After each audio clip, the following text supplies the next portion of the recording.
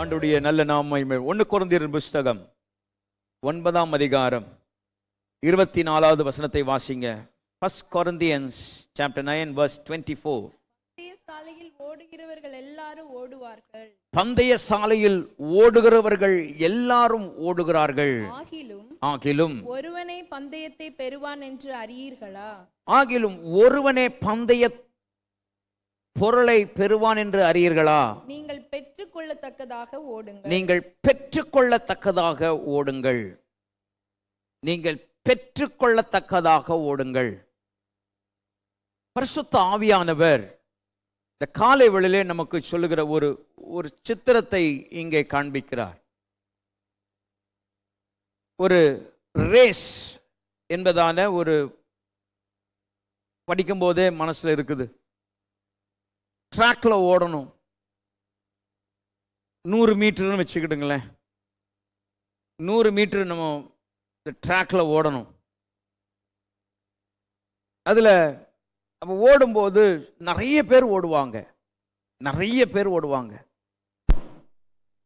அப்ப நிறைய பேர் ஓடும்போது ஸ்தோத்திரம், எல்லாருடைய மனசுல இருக்க வேண்டிய காரியங்கள் ஆமென் என்னவா இருக்கும்னா, ஆமென் ஸ்தோத்திரம், ஆமென் இந்த பரிசை நான் பெற்றுக்கிடணும், இந்த பொருளை எப்படியாவது நான் அச்சீவ் பண்ணணும், பக்கத்துல ஓடுறவன் இங்க ஓடுறவனை எப்படியாவது நான் ஜெயிக்கணும், 100 பேர் ஓடினாலும் அந்த 100 பேர் முன்னாடி நான் ஜெயிக்கணும், ஓடணும், ஐ அம் த ஃபர்ஸ்ட் பர்சன், நான் முதன்மையா இருக்கணும்னு சொல்லிட்டு ஓடணும். ஆனா இந்த நோக்கம் ஆண்டவர் சொல்லுகிறாரு, இந்த எண்ணம் நீங்கள் பெற்றுக்கொள்ளத்தக்கதாக ஓடுங்கள். நான் தேவனுடைய ஆசீர்வாதத்தை பெற்றுக்கொள்ள வேண்டும். அடுத்த வசனத்தை வாசிங்களேன். பந்தயத்திற்கு போராடுகிற யாவரும் எல்லாவற்றிலேயும் இச்சையடக்கமாய் இருப்பார்கள். அவர்கள் அழிவுள்ள கிரீடத்தை பெறும்படிக்கு அப்படி செய்கிறார்கள். பாருங்க, இந்த ரேஸ் ஓடுறாங்கல்ல, அவங்க பேர் புகழுக்காக ஓடுவாங்க. 100 மீட்டர் இப்ப இல்ல. ஃபர்ஸ்ட் தி ஃபாஸ்டஸ்ட் மேன் யாரு? உசேன் போல்ட் அப்படி இருப்பார்ல, சரிதான், பயங்கர ஃபாஸ்டஸ்ட் மேன். பெற்றுக்கொள்ள வேண்டும் என்பதான ஒரு நிச்சயம். ஃபர்ஸ்ட் ஓடும்போது அவர் என்ன பண்ணிட்டாருன்னா, அந்த என்னது ஷூட் பண்றதுக்கு முன்னாடியே என்ன பண்ணிட்டார், ஒரு ஓட்டர் டிஸ்குவாலிஃபை பண்ணிட்டாங்க. ஆர்வம். ஆனா இவன் அடுத்த வருஷம் இவன் பெற்றுக்கொள்வேன் என்பது நிச்சயம். அப்போ உலகத்துல ஓடுறவங்க எல்லாங்க பேர் புகழுக்காக ஓடுறாங்க. ஆனா உங்களுக்கும் எனக்கும் ஒரு ஓட்டம் இருக்குது. எத்தனை பேர் ஆமென் சொல்றீங்க? நல்லா அல்லேலூயா சொல்லுங்கய்யா. உங்களுக்கும் எனக்கும் ஒரு ஓட்டம் இருக்குது. அந்த ஓட்டம் ஸ்தோத்திரம் ஆமென் பேருக்காக அல்ல, புகழுக்காக அல்ல.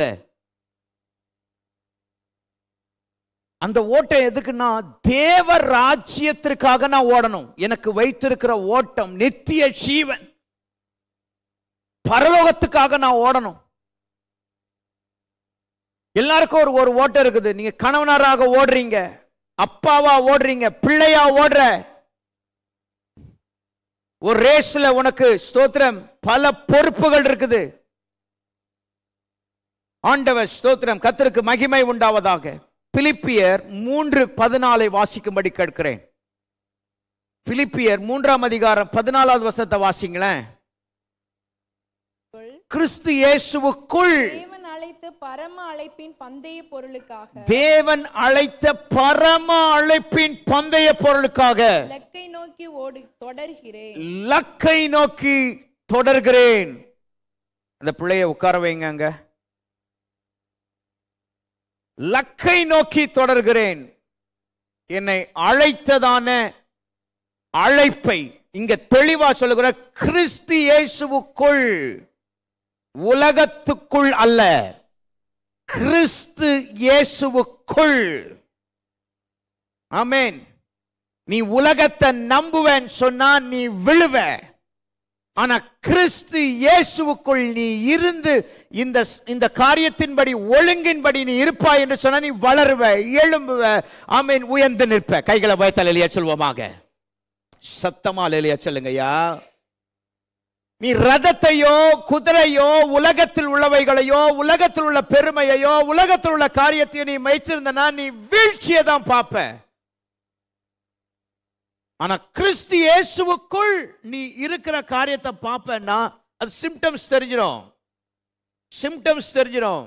ஒரு வார்த்தை சொல்ல வேணான்னு சொல்லுவேன். நீ எந்த இடத்துல இருக்க, உன் ரகம் என்னன்னு தெரிஞ்சிடும். ஒரு வார்த்தை சொல்ல வேண்டாம், ஒரு வார்த்தை சொன்னா 10 வார்த்தை எடுத்து பேசுவீங்க. கரெக்டா? அப்படி எத்தனை பேர் இருக்கீங்க? கையெல்லாம் உயர்த்த சொல்லல நீங்க. ஐயோ நல்லவர்.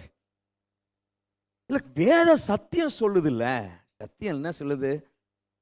அப்போ கிறிஸ்து இயேசுவுக்குள் இருக்கிறவங்க என்ன சொல்லுவாங்கன்னா, ஆண்டவர் சொல்வாரு, ஸ்தோத்திரம், ஆமென், எப்பா ஜெபம் பண்றாங்க, ஆண்டவரே 4 கூட்டங்கள் பெருசா வந்துட்டாங்க, ஆண்டவரே நான் என்ன செய்வேன்னு தெரியல. பராக்கிரமசாலி சொல்றான், யுத்த வீரன் சொல்றான், ராஜா சொல்றார். ஆண்டவர் சொல்ல, சும்மா இரு, அந்த யுத்தம் என்னுடையதுன்றார். அல்லேலூயா, அல்லேலூயா. போர் செய்ய தெரியாதவன் இல்ல, அவன்கிட்ட சொல்றாரு, ஜஸ்ட் பீ குவைட், நீ சும்மா இரு, நீ சும்மா இருப்பா. யோசபாத் ராஜா, ஓகே ஜீசஸ், ஓகே லார்ட், நான் சும்மா இருக்கிறேன்.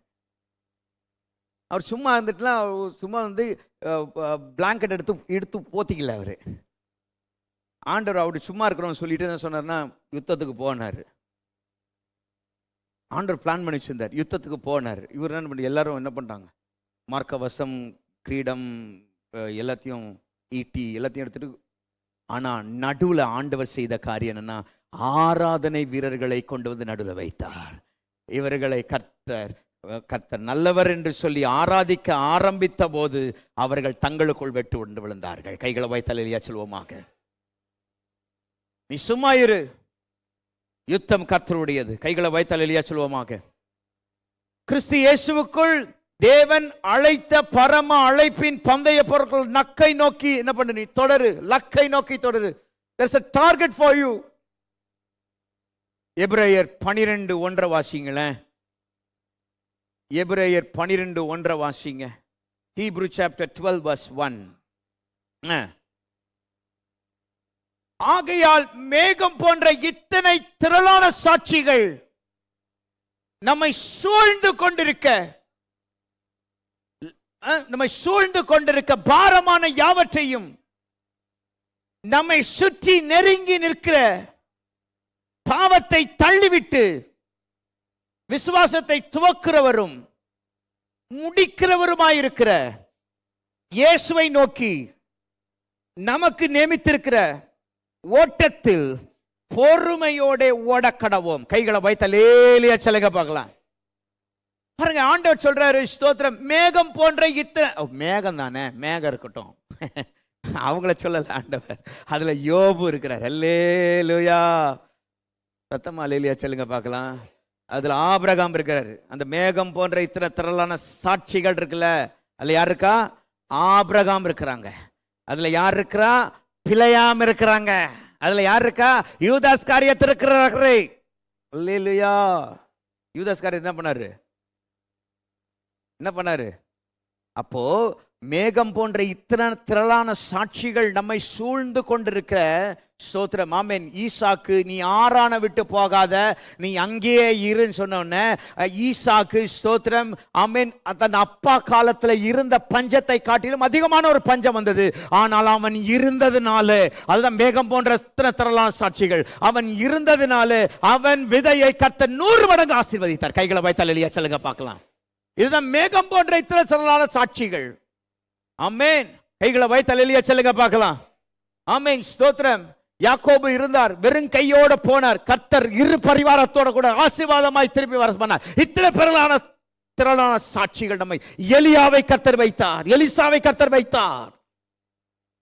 இத்தனை திரளான சாட்சிகள் ஆண்டவர், ஸ்தோத்திரம், இதெல்லாம் கர்த்தர் இருக்கிறார்.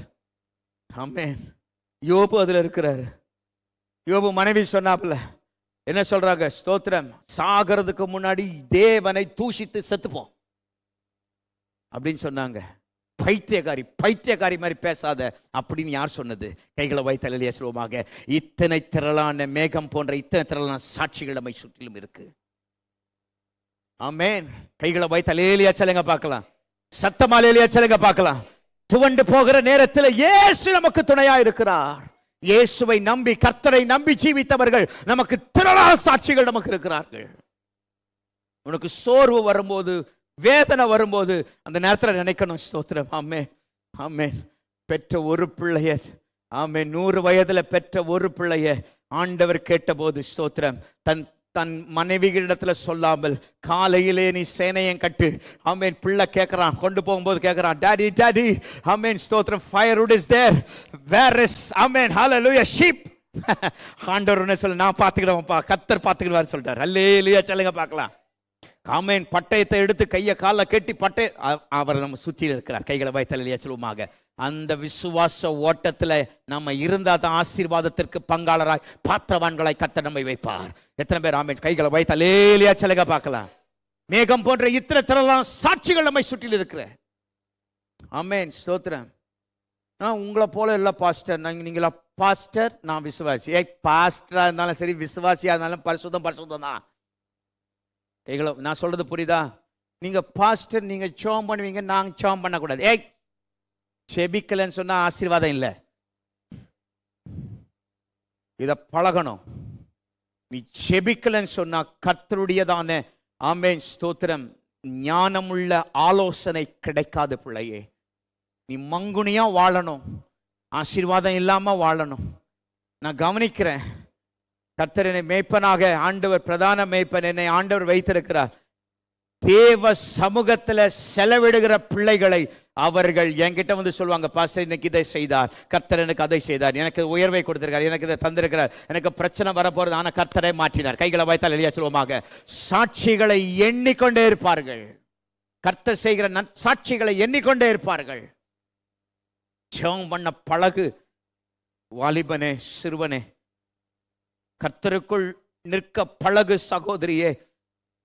ஆண்டவர் உங்களை ஆசீர்வாதமாய் வைக்க வல்லவராய் இருக்கிறார். ஆண்டவருக்கு மகிமையை கொடுப்போமாக. எத்தனை பேர் ஆமென் சொல்றீங்க?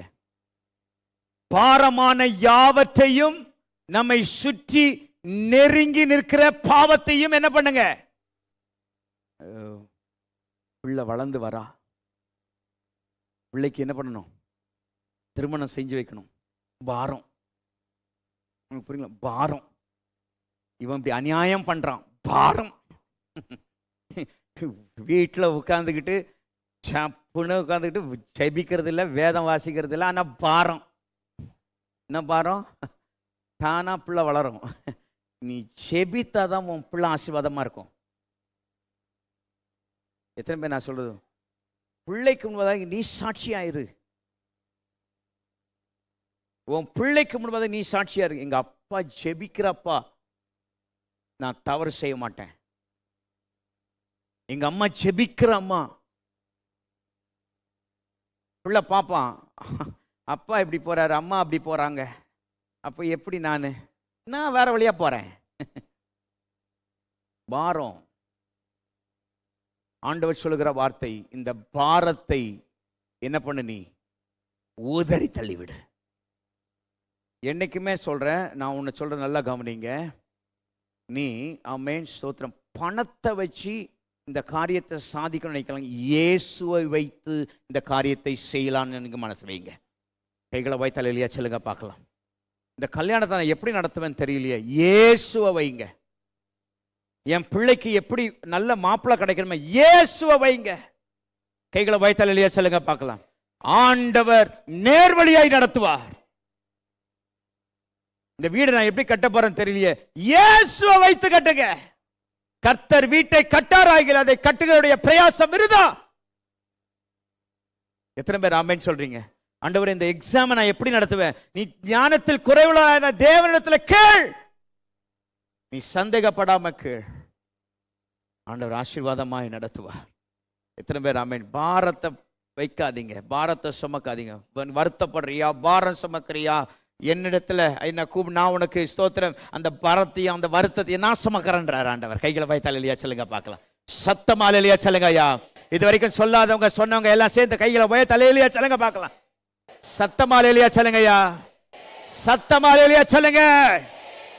ஆமென்.